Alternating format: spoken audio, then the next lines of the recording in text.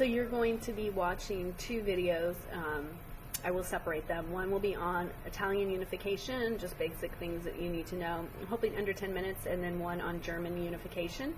These will help you to better understand your textbook reading and also to hopefully understand the focus towards nationalism during the second half of the 19th century. So, trying to think if there's anything else. That's it. Enjoy. So today you're going to focus on Italian unification.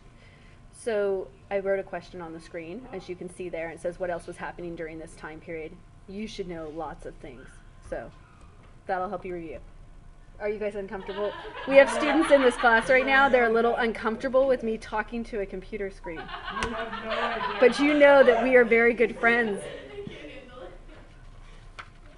All right, so major players of Italian unification. Players! All right, the major players are as follows. Giuseppe Mazzini. He is the heart of the revolutionary movement. So things that you need to know about Mazzini. He doesn't make it.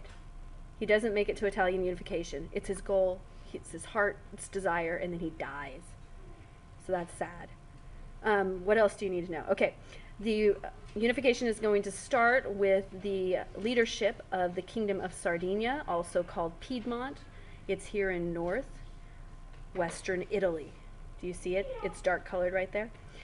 And then we also have the king, Victor Emmanuel II of Piedmont, and he is going to work with Count Cavour, who is the prime minister of Piedmont, to do some rather creative things that will get Italy unified and Austria out. Yes, cats are rampant in Italy. The next person you need to know is Garibaldi. He is a nationalist, he's a Republican, he wants revolutionary change, and he's going to fight hard for it and then not get it. But Italy will be unified. All right, a couple things you need to know about Count Cavour. Count Cavour is the Prime Minister of Piedmont, and he is one of the architects of Italian unification. He is a liberal, but he favors a constitutional monarchy instead of a full republican government. He is focused on a policy of economic expansion, and he thinks that you can expand economically if you focus on military power. He's going to form an alliance with Napoleon III and provoke a war with Austria. So, background, a little bit of background. Young Italian Society, or Young Italy Society, is the first revolutionary group that's going to attempt some guerrilla warfare. They are also called the Red Shirts. They are led by Garibaldi, and their focus is on wanting Austria out. They want to create a republic, and they will lead insurrections in the 1830s and 1840s, but will lose. And the reason they lose is because the moderates, or the middle class, are afraid of them. And so the French are going to help to put that down and get these people back in line and back on with the conservatism of the time period. However, in the 1850s and 60s, they will be more successful. All right, so war with Austria is going to start in 1859, and Piedmont is going to mobilize their troops, and they gain France's help. So why are they able to do this? Because France says that and Napoleon have a secret alliance. So once the war starts with Piedmont and Austria mobilizes against Piedmont, then automatically France's alliance is triggered, and they're going to come in there and they're going to support Piedmont. Piedmont knew that the whole time, so that's why they were kind of trying to get this war started. It's going to be fought during the summer of 1859, and the results are that Austria is going to lose big time. Now, France is going to get out early. Napoleon III is actually going to make a separate peace with Austria in the middle of the war. The result is that Italy doesn't get Austria all the way out of Italy. There's some areas that are still left that are in Austrian control that Italy thinks should be part of their country. So Cavour, for the most part, is mad at Napoleon III for doing that. The only real big gain that Italy is going to get from Austria is Lombardy. But once the strength of Piedmont is seen, other northern Italian states are going to vote to join Piedmont.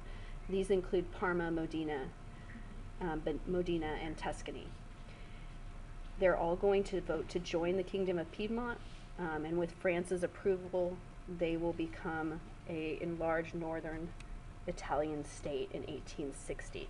But you still don't have southern Italy combined with that, and there's still a couple places that Austria controls that are Italian in the north.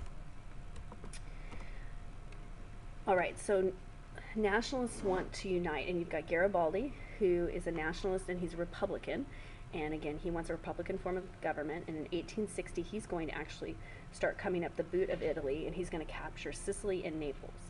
Cavour is coming down from the north to unite Italy, and he's going to stall Garibaldi because he doesn't want a Republican form of government. He wants a constitutional monarchy that is ruled by Victor Emmanuel. French troops are going to swoop in to save the Pope, and in the end, Republicanism is going to lose. The red shirts and all their fighting is only going to get them a unified country, but it's not going to get them a voice in their government, and nationalism will win. The French get Savoy and Nice, and I said here very clearly there's a bunch of French people anyway, and the Italians are very thankful for little Napoleon for all the help they got. And so Italy is won, and then I said up here not really, and the reason is because it's still very divided between north and south. So March of 1861, Victor Emmanuel II is actually going to become the king of Italy, and we have a unified Italy.